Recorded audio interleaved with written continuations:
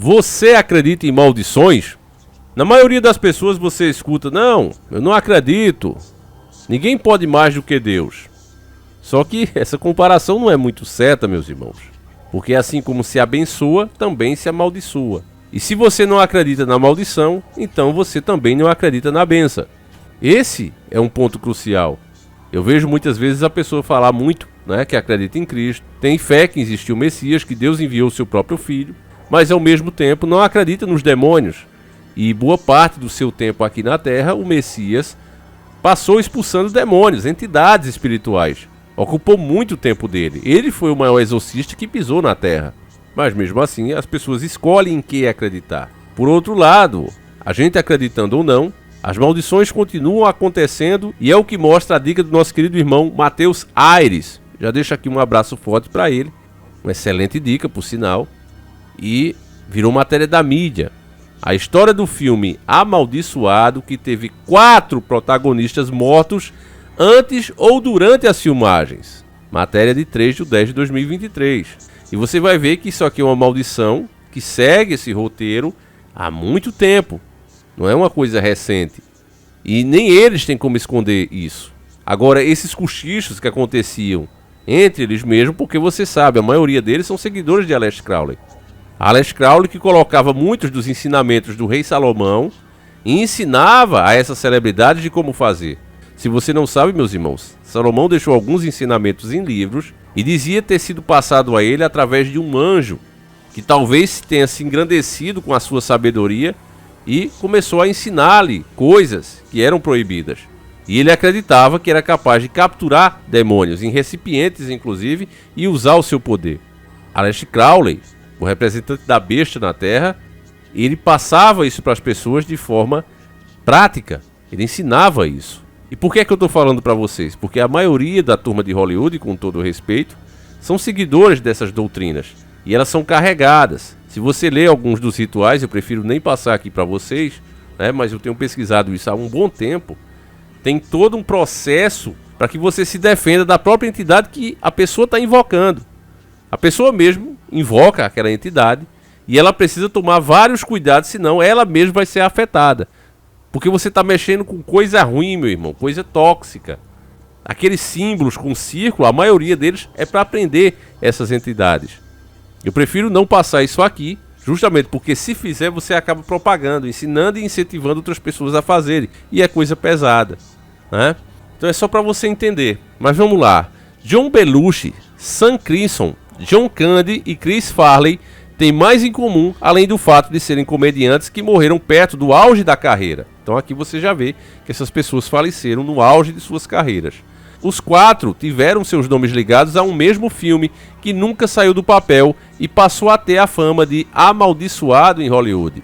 Eles colocam entre aspas, sempre com um tonzinho de deboche. A ideia de transformar em filme o livro The Incomparable Arthur, ou seja, o incomparável Arthur, surgiu na década de 1970, mas nunca foi concretizada.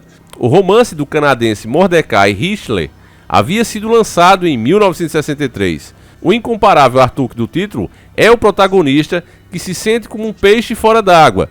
O jovem da etnia Inuit, antigamente chamado de Esquimó, deixa sua terra natal rural e vai para Toronto, onde encontra personagens e cenários que mexem com a vida de uma pessoa tão ingênua.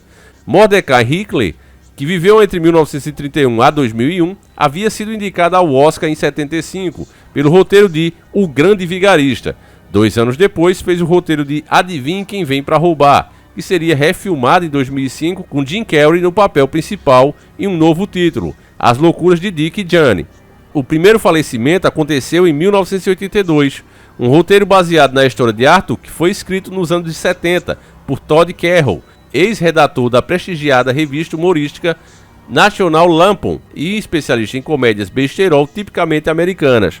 Esse texto acabou parando nas mãos de John Belushi, conhecido por seus papéis no programa Saturday Night Live e em filmes como O Clube dos Cafajestes de 1978 e Os Irmãos Cara de Pau de 1980. Ele foi anunciado como protagonista interpretando Arthur, e o filme começaria a ser gravado em 1982. Belushi, no entanto, acabou morrendo no dia 5 de março daquele ano, aos 33 anos, após uma overdose no hotel Chateau Mammoth, em Los Angeles. O segundo falecimento já vinha em 1988, onde outro comediante em ascensão se interessou pelo papel. Sam Kinison, revelado em shows de stand-up, é o menos conhecido desta lista. Chegou a participar de alguns dias de filmagem na pele de Artuk. De acordo com Todd Carroll, Kinison e parte da equipe do filme começaram a brigar. O protagonista não gostou de como o roteiro original estava sendo filmado. As diferenças criativas levaram Artuk para o limbo. Em 1992, Sam Kinison faleceu em um acidente de carro. Em entrevista ao jornal Los Angeles Times de 1999, o roteirista foi perguntado sobre as trágicas coincidências, mas não deu bola para o papo de maldição. Não sou uma pessoa supersticiosa, isso não tem significado para mim. Com o ator e o tom certos pode ser um bom filme. O cara desconversou com o da própria mídia, só cara, já 2, né? Você não acha isso estranho? O cara, não, isso aí é besteira, é besterol, né? Mas besterol é o filme que ele queria fazer, né? O terceiro falecimento vem em 1994. O projeto já era considerado amaldiçoado, mas mesmo assim, a força do texto chamou a atenção de outro comediante, John Candy, canadense como Artuk, foi sondado para uma nova adaptação do romance. Em 4 de março de 1994, no entanto, o ator de clássicos da comédia como Antes Só do Que Mal Acompanhado, de 1987, e Quem Vê Cara Não Vê Coração, de 1989, sofreu um ataque cardíaco. Ele tinha 43 anos e estava no México gravando um novo filme. O quarto falecimento já veio em 1997. Após o falecimento de Candy, Chris Farley surgiu como possível herdeiro. Revelado no Saturday Night Live, Farley se consolidou em comédias besteirol como Mongoloid, de 1995, e O Ninja da Pesada, de 1997. Ele queria dar uma guinada mais séria na carreira e se aproximou de produtores que queriam reviver o projeto de Artuk. Farley faleceu em dezembro de 97, após sofrer uma overdose na cidade americana de Chicago. Desde então, não se falou mais sobre o projeto. Então a última tentativa foi em 1997, né? E tá aí. Às vezes, meus irmãos, tem uma entidade ali que ela se liga a certos objetos, a certas obras, a certos lugares. Isso também é revelado na Bíblia, né? Inclusive na própria Bíblia, e eu já citei ela aqui, e muitos evangélicos preferem riscar do mapa, não é? Mas não é simplesmente riscar que ela vai acabar. O livro de Tobias, que foi excluído da Bíblia evangélica, ele narra a história, né, de um homem que vai casar com uma moça, e essa moça tem uma entidade demoníaca do seu lado, e essa entidade destrói e elimina qualquer pretendente a se casar com ela. Então ele é orientado por um anjo, né, que está junto dele como homem. Ele não sabe que o cara é anjo, mas é. E ele ensina, né, como ele se livrar. Pega lá, se eu não me engano, eu narrei essa história completa aqui, né, no canal. Mas ele pega, Farinha tá demais hoje, família, demais hoje. Farinha, peraí, né, que é o meu gato aqui, ele tá miando. Mas como eu ia dizendo, ele parece que queima, né, aquilo ali e forma um incenso que afasta aquela criatura maligna, né. Isso bate, meus irmãos, com muitas culturas, muitas crenças que se tem no mundo, né? Eu acho que o maior erro de qualquer pessoa que olhar para o lado espiritual é querer excluir coisas, né? Eu acho que quanto mais soma é melhor, enfim, né? Então, por que é que eu estou falando isso para vocês? Porque isso é mais um exemplo do que acontece no lado espiritual. Pode ter certeza que um roteiro desse tem algo carregado acompanhando ele e essa maldição passa para as vítimas. E aí vem a pessoa materialista e ela vai dizer: nossa, Davi, que absurdo, você viu aí que as pessoas, né, a maioria aí foram embora por culpa delas mesmas, acidente de carro, né, overdose, etc, etc. Só que, meu irmão, você tem que entender que a palavra é sobrenatural porque acontece de forma natural. É uma coisa sobre o natural. Então, aquelas besteiras que vocês veem em filmes de terror, das entidades correndo atrás da pessoa como se fosse um monstro devorador, aquilo ali é bobagem, é besterol. A maioria das entidades que eu tenho pesquisado, meus irmãos, e algumas até encontrado, elas não te fazem mal.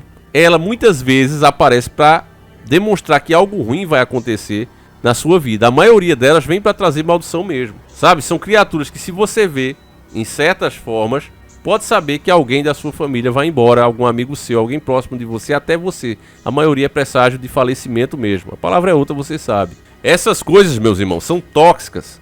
São negativas, não tem como fugir disso.